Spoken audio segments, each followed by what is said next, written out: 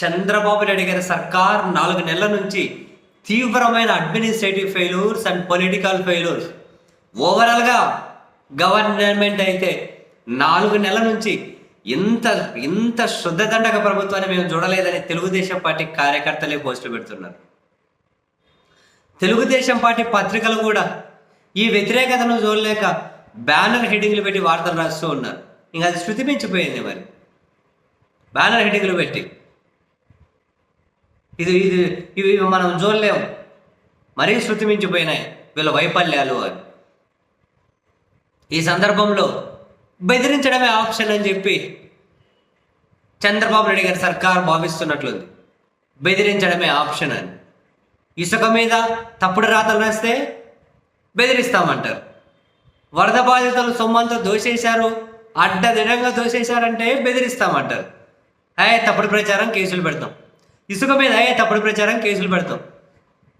మరి మీ వారంతా పలుకుల పత్రిక, వీళ్ళ ఆస్థాన పత్రిక బ్యానర్ హెడ్డింగే పెట్టింది ఇసుక ధరకు మరకలని.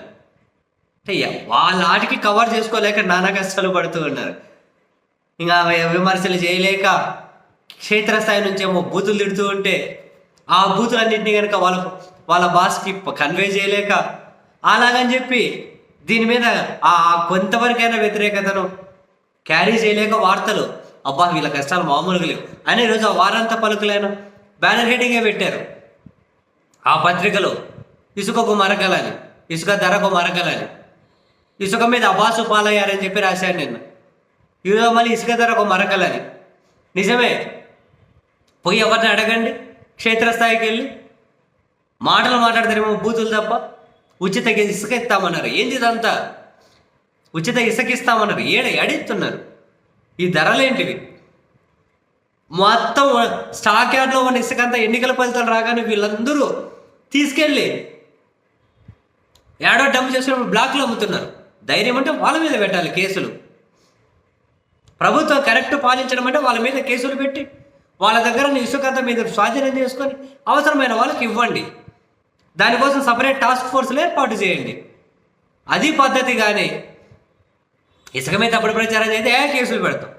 వీళ్ళ వైఫల్యాలను ప్రశ్నిస్తే కేసులు పెడతాం. కేసులు పెట్టండి. ప్రభుత్వం మీద వ్యతిరేక ప్రచారాన్ని సహించకండి. ప్రజాస్వామ్యంలో ఉన్నామా, నియంతృత్వంలో ఉన్నామా? ప్రజాస్వామ్యంలో ఉన్న నియంతృత్వంలో ఉన్నామా? ప్రభుత్వం ఒక తప్పు చేస్తే 10 మాటలతో ఇంకా గట్టిగా అడుగుతారు. దాన్నే ప్రజాస్వామ్యం అంటారు. అదే లేకపోతే ఇంకా ప్రజాస్వామ్యం గురించి మాట్లాడుకోవడం ఎందుకు? అందరి మీద పెట్టండి. మరి ఇప్పుడు మీ ఆస్థాన పత్రికలు రాసుకుంటూ పోతున్నారు, వాళ్ళని అట్లే బెదిరించి కేసులు పెట్టండి. దృష్టి పెట్టాల్సింది ఎవరి మీద కేసులు పెట్టాలి, ఎవరిని కంట్రోల్ చేయాలి కాదు. అటువంటి విమర్శలు రాకుండా మనం ప్రభుత్వాన్ని ఎట్లా పాలించాలి అని, ఏ విధంగా ప్రజలకు మేలు చేయాలి అని, అడ్మినిస్ట్రేటివ్ ఫెయిల్యూర్స్ ఎట్లా ఓవర్కమ్ చేసుకోవాలి అని చెప్పి ఆలోచించండి. అదొక పద్ధతి. అందరి మీద కేసులు పెడతాం, జాగ్రత్త కేసులు పెడతాం. ఏందయ్యా ఇది? ఏంది ఇదంతా? ఎంతమంది మీద పెడతారు? పదే ఇదేంది ఇది?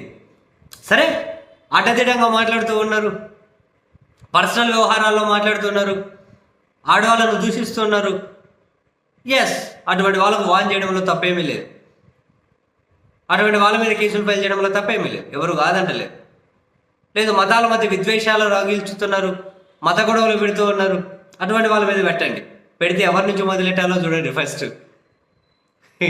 ఒక పగటి వేసేగాడు అక్కడి నుంచి మొదలెట్టాల్సి ఉంటుంది. ఇవన్నీ వదిలిపెట్టేసి, ఇసుక దోసుకున్నాను వదిలిపెట్టేసి, ఇసుక బ్లాక్లో అమ్మేవాడిని వదిలిపెట్టేసి, ఇసుక మీద ఇసుక దొరకట్లేదని చెబితే తప్పుడు ప్రచారం అంటారు. అర్థం పడతా లేకుండా ఇదేమో 95 కాలం కాదు. ఓ పత్రికలు మేనేజ్ చేసేసి మొత్తం ఇదే నిజమని చెప్పి జనాన్ని నమ్మించడానికి. ఎవరు విమర్శించద్దంటే కుదరదు కదా సారు.